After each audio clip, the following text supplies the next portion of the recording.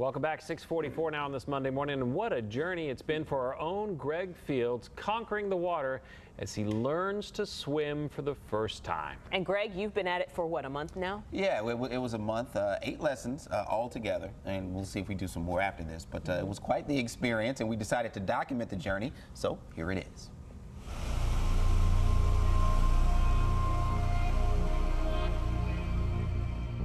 Growing up for me, swimming was something we never really did or learned to do. We would go and splash around in the water, but taking swimming lessons was never even something that came up.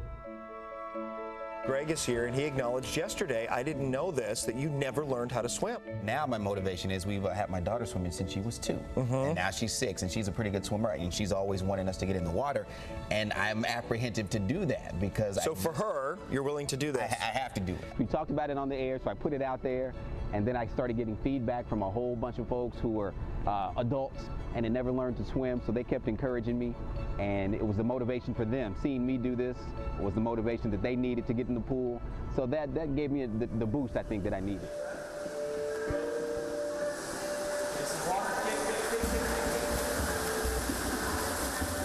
The first swimming lesson, day 1, I can't say that I was afraid, but I knew I was stepping into a world that I really didn't know much about. So getting into the water for the first time, it was something brand new really for me, and to really learn how to swim.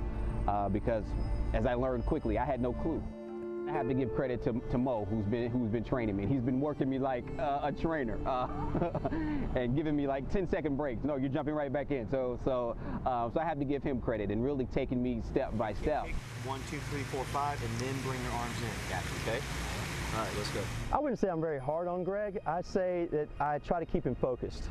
You know, I want to, when I haven't finished a set, I don't want to give him too much rest because I want him to remember what he just did.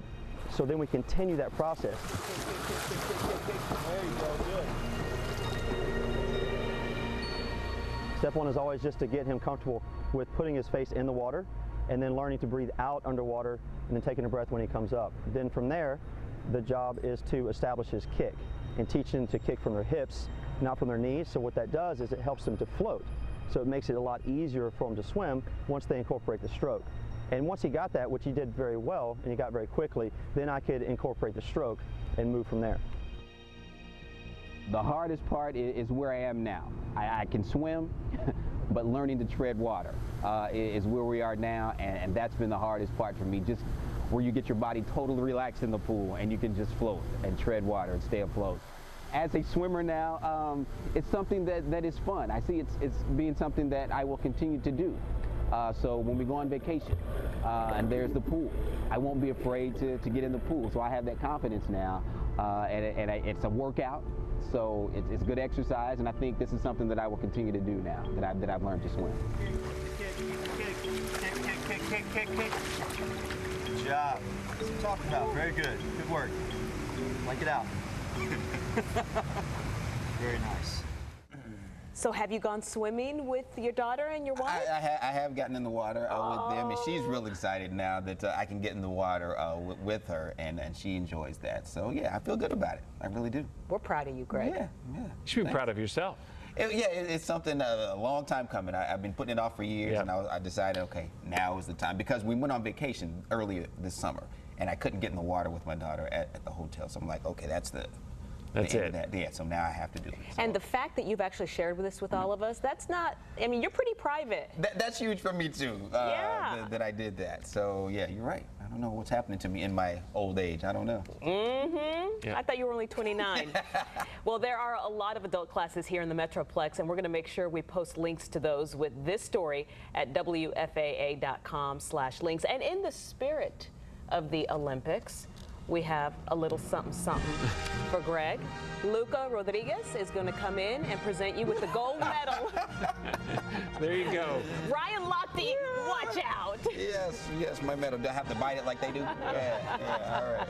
By the way, swimming was one of the most popular events at this year's London Olympics. Yeah, and they all had great form. And Greg, you look really good, really comfortable in the water there. I'm proud of you. I was watching those guys. I was watching them. You had good examples, didn't you? History was made by an American with a household name. Of course, Michael Phelps became the most decorated Olympian in history with 22 medals. Did you watch him, Greg? I did watch Phelps. Yeah, It is awesome. number one, by the way, on our list of most memorable moments from this year's Olympics. And North Texas athletes did pretty well on their own. 6 won medals. Dana Vollmer led the way with 3 gold medals for swimming. And if you add up all of the medals you see there on your screen, North Texans, as a country, if they had just entered as their own country, would have tied for 10th in the world in just the gold medal count alone. Pretty cool.